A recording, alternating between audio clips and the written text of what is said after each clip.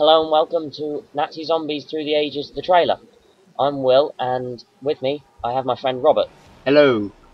I'm the guy at the bottom with the flamethrower and the Forces X2 ray gun.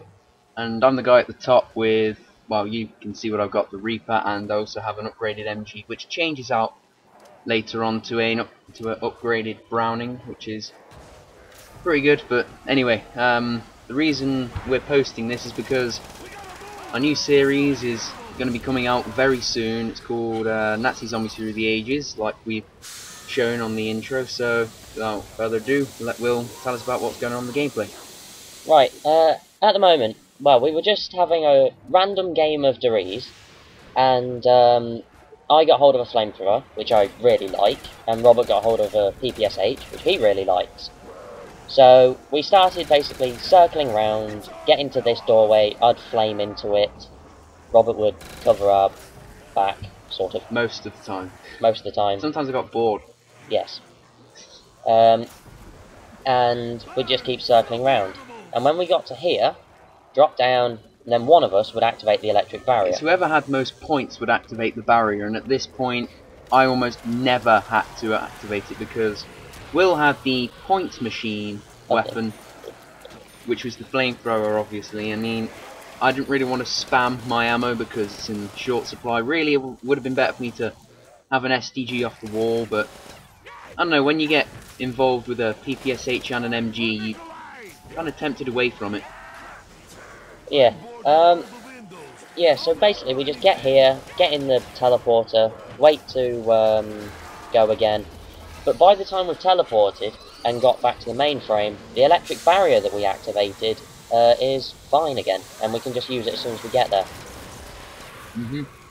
It's more or less we take our time with this strategy, and basically this video is just going to show you some highlights. However, we'd like it to be noted this is not the actual gameplay footage we got for Dories.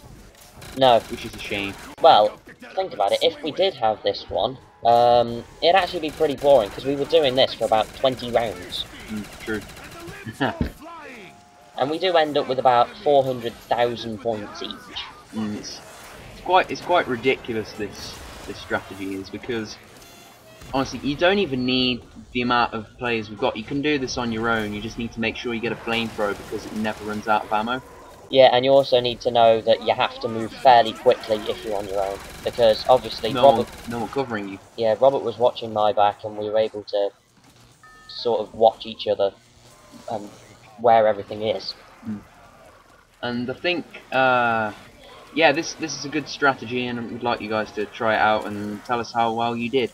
And also, how did you like our badass intro? I thought it was pretty good. Yeah, it was cool, I think. We did at some points, like just there, we nearly get trapped, but luckily we have bouncing Bettys. Yeah, Betty's, I mean, I already have a YouTube channel, but Will's sort of starting his up with this series, which I think is going to be a pretty good takeoff. But on my channel I've posted a video of where I went up to round 101 on Shino Numa, and I've worked out on that particular game that past round 30 Bettys start to become a bit inconsistent, and past round 40 they never one-shot at all. Yeah, I definitely recommend that you check that video out, because it's pretty cool. Yeah, I did in this game earlier on try to do the triple weapon glitch, and found out... Failed. Yes, I failed. I found out that you can't do it with a Browning. Just because then I had another game later on when I had the Browning, and you just can't do it. It just doesn't work for some bizarre reason. It's the glitch that works without downing. So you basically go up to the pack-a-punch, put whatever weapon in, then go quickly buy a Kar98, and then you have to have bouncing Bettys with it, and you basically you pull out a Betty, and just before the press square or X if you're on Xbox, press square to trade in your weapon or to take your upgraded weapon. Just before that disappears, you press it, and you'll end up swapping out a bouncing Betty for that weapon, so you'll have 3 weapons, which is pretty cool. Yeah, I did fail, and I lost my ray gun. But it was then, about 3 box openings later, I got it back. So, all went well, I think. Yeah, most of this we spent not getting any power-ups from Sam, which sucked. Yeah, something you have to note is that, obviously, as you get into the later rounds, teleporting, it's actually more likely you're not going to get a power-up than you are. Yeah, because in previous games, me and Robert have we've spent all our points at the end of a round teleporting, hoping that we get max ammo. And we actually end up using more ammo on dogs that get spawned. So, it's mostly not worth it. This is why you need the flamethrower or a weapon off the wall. Really, I would have preferred to have a weapon off the wall, but, I mean, who's going to trade out an MG or a PPSH, honestly? Yeah, you need the flamethrower, and preferably you'd have a ray gun, just because you need something powerful if you're on your own and you get stuck. But if you've got 2 people, I suggest that one of them had a STG, just because it's there on the wall next to the teleporter. No, I have to disagree there. It has to be the FG, or maybe the Thompson. One of the 3: FG, STG, or Thompson. I'd have to say though, the Thompson you'd have to go extremely out of your way to get, and you can't really use the flamethrower to maximum ability in the Thompson's direction. And the FG, you have to take a little circle, which would probably get you killed, because you can't activate the electric barrier as easily. No, I was thinking that you could go out of you get out of the mainframe, you could get out the Thompson way anyway, but instead of going into the Thompson room, you just go around that way, go round to the main area that way, and buy the FG that way. And then once you've got more ammo, you can go back. You can go back around through the teleporter, which, I mean, it would cost you a lot more points, but if someone else got the flamethrower, you don't have to use the ammo as much anyway, so... But as we also found out, quite a lot of the time, by the time you've teleported and landed again, Okay, I'm not sure why we didn't activate it here. I think it's because, yeah, this is the last zombie alive, and I think I just ended up going all Bear Grylls on it. Yeah. Where was I? Oh yeah, by the time we usually get to the mainframe,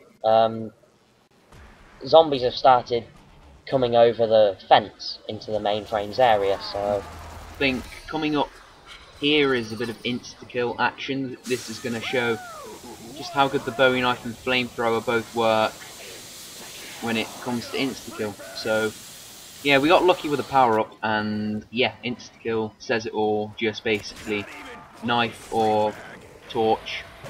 I'd say torch is definitely more effective, because you don't have to get close. But we did... I didn't have a flamethrower, so I had to. Yeah. We almost made a few mistakes, but not many mistakes happened. One of the mistakes we did make, though, ended up costing us the whole game, because we stayed in this particular area for too long, and yeah, we paid the price. We died. I think, yeah, coming up here just shows you why you need monkeys. Yeah, we both had monkeys, which was obviously amazing. However, Robert was definitely less sparing with his. He'd just use them again. Yeah, and I mean, again. you've got to, haven't you? Because you weren't looking like using any of them. You were too busy spamming the ray gun, which nearly got you killed. Yeah, that's one thing I hate about the ray gun, just the splash on it. But it does let you make stumpies, and it's very powerful. And also, you'll see we're spamming monkeys at the start of the dog round, which it works. I mean, it doesn't work, but you're gonna get max ammo at the end of the round anyway, and occasionally they'll get caught in the explosion, weaken a bit. It's just a, I don't know, preemptive strike sort of thing. Yeah, it looks almost as though you're better off here, but they're mostly ignoring you. Also in dog rounds, the trick is, believe it or not, don't stick together, because often if you stick together, you'll end up camping together, and dogs can corner you very easily, and they don't die quickly in these late rounds. And here's me just spamming grenades into the air, because I'm going to get some more anyway. Yeah, it was one of our, well, traits in this. Just explosives help, but mostly they're useless now. In grenades, it takes all 4 grenades to do anything. Yeah, and here's our demise, by the way. We hope you've enjoyed this trailer, and I'm going to let Will finish up now. I'm signing out. Take care, everyone. Yeah, see ya. So just watch our death, if you like, and see you for the rest of the videos.